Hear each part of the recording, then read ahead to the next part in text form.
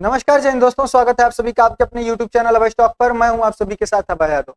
साथियों, मध्य प्रदेश के जबलपुर जिले में एक बहुत ही बड़ा सोने की खदान मिलने का यहाँ पर हेडलाइंस निकल कर आया। मतलब बहुत से न्यूज़पेपर्स ने इसको कवर किया कि मध्य प्रदेश के जबलपुर जिले में बहुत ही ज्यादा भारी मात्रा में लगभग लाखों टन का बताया जा रहा है कि वहां पर सोने की खदान मिली है। तो आइए आज इस वीडियो में बताते हैं कि अगर ये खदान वास्तव में है तो फिर कितना सोना है और इससे भारत की अर्थव्यवस्था को कितना बूस्ट मिलेगा और भारत इससे मतलब कितना ज्यादा बेनिफिट पा सकता है। साथ ही आपको और भी चीजें बताएंगे इससे जुड़े टर्म्स की, मतलब कितनी मात्रा में होगा तो वहां पर खुदाई होगी और कितनी मात्रा में होगा तो वहां पर जो है कि उसको नहीं टच किया जाएगा। आइए इन सारी चीजों को इस वीडियो के माध्यम से कवर करते हैं। साथियों, अगर आप चैनल पर नए हैं तो चैनल को सब्सक्राइब कर लीजिएगा। ऐसा मैं बार बार बोलता हूं, लेकिन इसके बावजूद भी आप में से करीब मेरे 96.3% व्यूअर्स ऐसे हैं जो चैनल को सिर्फ वीडियोस को देखकर चले जाते हैं, चैनल को बिना सब्सक्राइब किए हुए। तो साथियों, मेरे कई घंटों की मेहनत का मोटिवेशन आपके मात्र 1 सेकेंड से कम समय में किया गया सब्सक्राइब होता है। तो प्लीज सब्सक्राइब जरूर करिएगा। आगे ऐसी वीडियोस के लिए आपको नोटिफिकेशन भी मिलेगा और हमें मोटिवेशन भी मिलेगा। चलिए स्टार्ट करते हैं। साथियों, आप यहाँ पर देख सकते हैं कि ये न्यूज थोड़ी सी पुरानी है, 5 अगस्त की है, लेकिन इसको बहुत ज्यादा मतलब कि इसको लाइमलाइट में लेकर आया गया। मतलब बहुत सारे न्यूज़पेपर्स ने इसको जो है कि कवर किया कि massive gold deposit found in Madhya Pradesh, scientist confirm treasure bread beneath Jabalpur में। तो आइए दिखाते हैं आपको सारी चीजें इसमें विस्तार पूर्वक से। तो देखिए, मध्य प्रदेश के जबलपुर में सोने के भंडार का खोज हुआ है। अगर स्थान और संदर्भ की बात करें तो भारतीय भू वैज्ञानिक सर्वेक्षण जिसको कि GSI कहा जाता है, इसने मध्य प्रदेश के जबलपुर जिले के सिहोरा तहसील में स्थित महगावा केवलारी के महत्वपूर्ण स्वर्ण अयस्क भंडार की खोज की है। मैं अगर आपको मैप के माध्यम से दिखाऊं तो ये आपका पूरा मध्य प्रदेश डिस्ट्रिक्ट का मैप है, जहां पर आप यहाँ पर जबलपुर को देख पा रहे हैं। और जबलपुर के सिहोरा डिस्ट्रिक्ट में, यहाँ पर सिहोरा डिस्ट्रिक्ट में ये जो खदान है वो यहाँ पर मिली है। साथियों, यह लगभग 100 हेक्टेयर क्षेत्र में फैला हुआ है और कथित तौर पर इनमें न केवल सोना है बल्कि तांबा और अन्य मूल्यवान खनिज भी हैं। यानी कि सिर्फ सोना ही नहीं है। मतलब देखिए, बेसिकली ऐसा होता है कि कहीं भी कुछ मिलता है तो वो शुद्ध रूप में नहीं होता है, वो जैसे मिट्टी में और भी चीजों में वो लिपटा पड़ा होता है, मिक्स होता है, तो उसको निकाल कर प्योरीफाई किया जाता है। जैसे कि पेट्रोल और डीजल शुद्ध रूप में नहीं मतलब जो खनन विभाग होता है या फिर जहां से डिग करके निकाला जाता है, ये शुद्ध रूप में नहीं निकलते हैं, ये निकलता है क्रूड ऑयल के रूप में। उसको लाकर वहां से फिर उसका प्योरिफिकेशन रिफाइनरी होता है और फिर डीजल, पेट्रोल आदि जितनी भी चीजें होती हैं वो निकाली जाती हैं। उसी तरीके से ये जो सोना और तांबा या फिर अन्य जो खनिज होते हैं ये शुद्ध रूप में नहीं पाए जाते हैं, ये खनकर निकाला जाता है खनन के माध्यम से। उसके बाद उनका प्योरिफिकेशन होता है, जिसके बाद से उनका सोना जैसे कि शुद्ध रूप में वो निकल कर आते हैं। साथियों, विशेषज्ञों का मानना है कि इसकी मात्रा लाखों टन में हो सकती है। यदि इसकी पूर्ण पुष्टि हो जाती है तो जबलपुर सर्वाधिक खनिज संपदा वाला राज्यों में शामिल हो जाएगा। मतलब सबसे अधिक जो संपन्न मतलब जिनके पास खनिज है उन राज्यों में जबलपुर फिर से जो है कि शामिल हो जाएगा। साथियों, भारत के सबसे समृद्ध क्षेत्रों में से एक है और इस क्षेत्र में आर्थिक भविष्य की नाटकीय रूप में इसको जो है कि नया रूप इसको जो है कि दे सकता है। तो साथियों, मैप के माध्यम से आपने इसकी जो लोकेशन है वो भी समझी। अब समझिए कि खोज को जो है कि थोड़ा सा समझ लिए क्या मिला है। तो खोज के रूप में शुद्ध सोना नहीं है बल्कि स्वर्ण युक्त अयस्क है, यानी कि जो यहाँ पर अयस्क हैं उनमें सोने की मात्रा है। स्वर्ण अयस्क में चट्टानों और खनिजों के साथ मिश्रित स्वर्ण का अंश होता है, यानी कि जो वहां पर खदानें होती हैं, चट्टानें होती हैं, उनमें सोना मिला हुआ होता है और वास्तविक स्वर्ण निष्करण अयस्क पर निर्भर करता है। यानी कि उसको निकालने के बाद इसका जो है कि प्योरिफिकेशन के बाद यह वास्तविक रूप में अपने आता है, जिसको कि ग्रेड अर्थात प्रति टन अयस्क में सोने के ग्राम, मतलब कि प्रति टन 1 टन अयस्क में कितना सोने की मात्रा है उसको ग्रेड में नापा जाता है।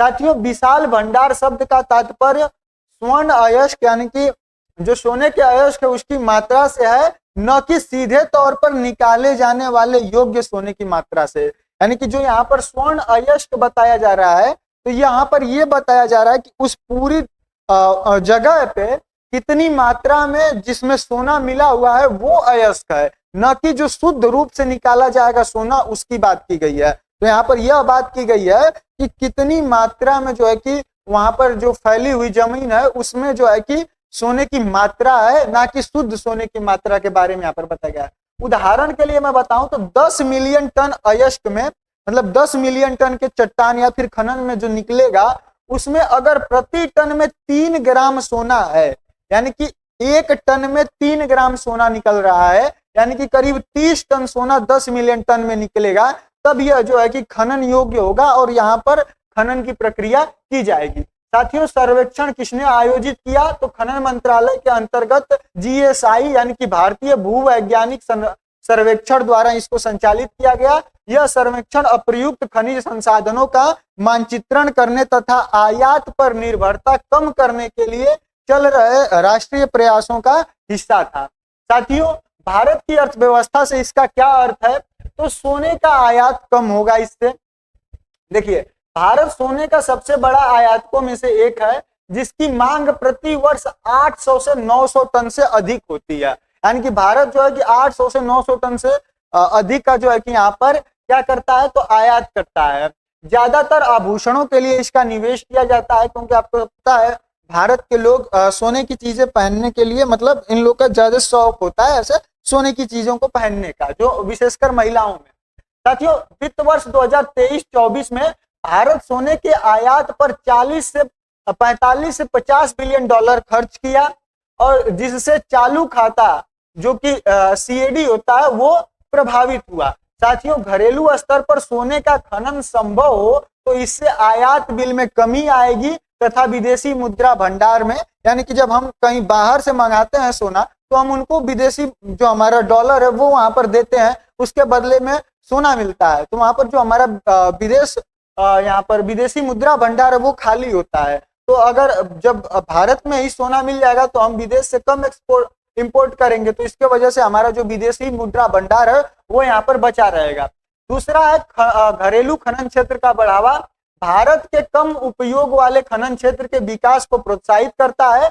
विशेष रूप से मध्य प्रदेश पहले से ही चूना पत्थर, कोयला, बॉक्साइट और अब सोने में भी समृद्ध हो जाएगा। यानी कि जबलपुर में पहले चूना पत्थर मिलता था, कोयला और बॉक्साइट मिलता था, जिसके लिए जबलपुर वैसे ही पहले भी जाना जाता था, और अगर अब यहाँ पर सोना मिल जाएगा तो यह और भी बढ़िया बात हो जाएगी। क्षेत्रीय सरल घरेलू उत्पाद की बात करें तो रोजगार और उद्योग में इसका जो है कि बढ़ावा इससे मिल सकता है। वहीं रोजगार और निवेश का भी अवसर यहाँ पर पैदा होगा।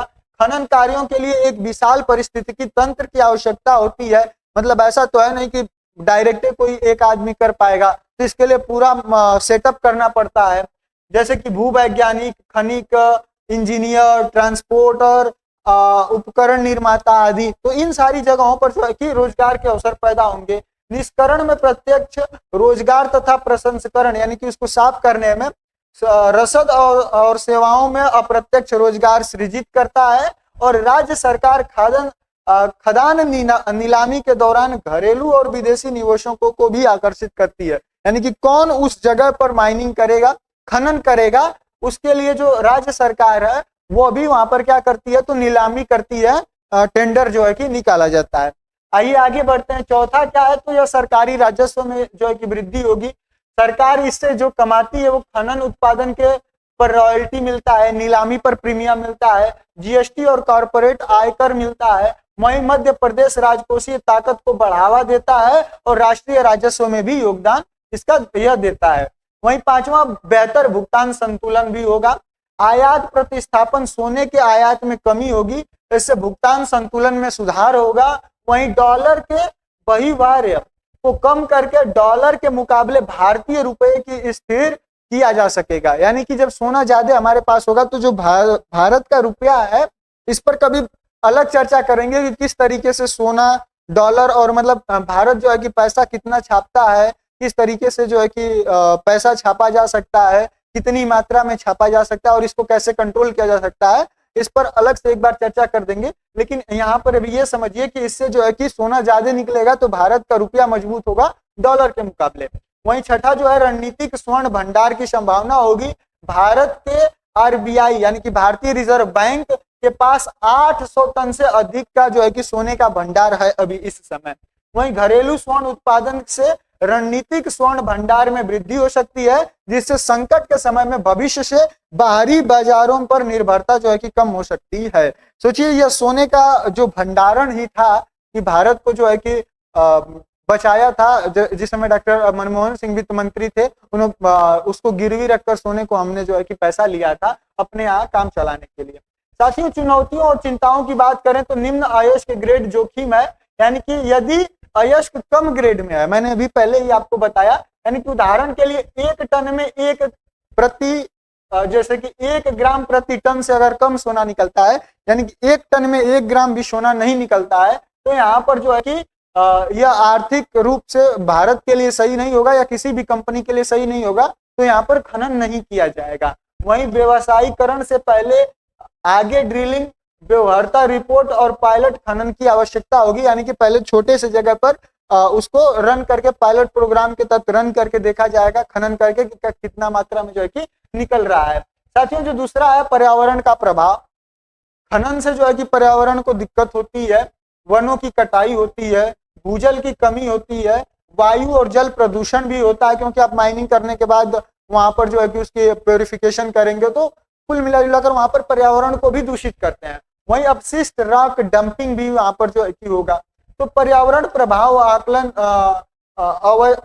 अवश्य जो है कि इसमें किया जाना चाहिए और यहाँ पर यह दिक्कत जो है कि सामने आ सकती है। वहीं जो तीसरा है जनजातीय एवं भूमि अधिकारों के मुद्दे, यानी कि ये जमीन किसी न किसी की तो होगी ही, वहां पर जो है कि जनजातीय लोग भी होंगे। तो आपने देखा होगा कई जगह पर जो इस तरीके का काम होता है तो वहां पर भी जो है कि प्रोटेस्ट होता है, तो इस तरीके का वहां पर लोगों को वहां से हटाना, दूसरी जगह शिफ्ट करना, तो वहां पर विरोध का भी जो है कि सामना करना भारत सरकार को पड़ सकता है। चौथा है लंबी लीड टाइम, यानी कि खनन परियोजना जो है वो उसका खोज से लेकर उत्पादन में कम से कम 5 से 10 वर्ष का समय लगना ही लगना है। यानी कि ये नहीं है कि अभी निकल गया है तो अभी तत्काल में जो कि 1.5 साल के अंदर निकाला जाना स्टार्ट हो जाएगा, ऐसा नहीं है। कम से कम तो 5 से 10 साल का समय लगेगा ही।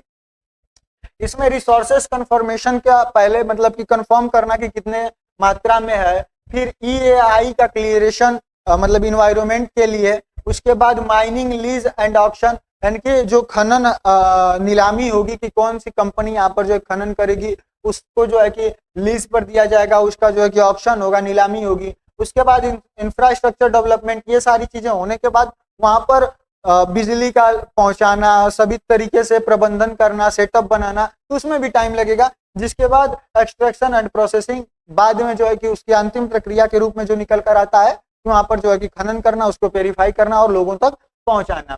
साथियों अब आगे की रणनीतिक कदम के बारे में बात करें तो डिटेल एक्सप्लोरेशन होगा, यानी कि और भी जो है कि कोर सैंपलिंग होगी, मतलब तो कई तरीके से चेक किया जाएगा कि कितनी मात्रा में वहां पर सोना है। फिर वहां पर फिजिबिलिटी इकोनॉमिक स्टडी किया जाएगा कि यह मतलब कि इसमें से जब सोना निकालेंगे तो ये हमें फायदा होगा, प्रॉफिट होगा इससे या फिर नहीं होगा, तो ये चीज भी यहाँ पर देखी जाएगी। उसके बाद EAI क्लियरेंस होगा, मतलब कि पर्यावरण विभाग से, जो कि इंडियन इन्वायरमेंट प्रोटेक्शन एक्ट 1986 है, तो उसके हिसाब से लाइसेंस भी वहां पर उससे भी जो है कि अनुमति लेनी होगी। उसके बाद माइनिंग ऑक्शन और बिडिंग होगा कि किस कंपनी को दिया जाएगा, और फिर उसके बाद में इंफ्रास्ट्रक्चर डेवलपमेंट होगा कि वहां पर जो है सेटअप बैठाना, और फिर लास्ट में जो है कि रिफाइनरी का काम यहाँ पर किया जाएगा। साथियों कुल मिलाकर निष्कर्ष की बात करें तो जबलपुर में सोने की खोज रणनीतिक रूप से महत्वपूर्ण है और आर्थिक रूप से आशाजनक विकास है, लेकिन इसका वास्तविक प्रभाव तकनीकी व्यवहार्यता और जिम्मेदार कार्यान्वयन और दीर्घकालिक योजना पर निर्भर करता है। इसमें यदि इसे बुद्धिमानी से प्रतिबंधित किया जाए तो आत्मनिर्भरता को बढ़ावा मिलेगा, धन और रोजगार पैदा होंगे, वहीं भारत की खनिज कूटनीति को भी मजबूत किया जा सकेगा और अस्थिर वैश्विक बाजारों पर जो है कि निर्भरता हमारी कम होगी। तो इससे ये सारे जो है कि बेनिफिट यहाँ पर भारत को होने वाले हैं। साथियों उम्मीद कर रहा हूँ ये जितनी भी चीजें थी आपको अच्छे तरीके से मैं समझा पाया। बाकी आपकी अपनी जो भी राय होगी कमेंट सेक्शन में जरूर बताइएगा। बाकी चैनल पर ना है तो सब्सक्राइब किए बिना मत जाइएगा और वीडियो को लास्ट तक देखने के लिए, हमारे साथ बने रहने के लिए, अपना प्यार देने के लिए आप सभी का बहुत बहुत धन्यवाद। बाकी हम मिलेंगे अगले वीडियो में किसी अन्य टॉपिक के साथ, तब तक के लिए जय हिंद।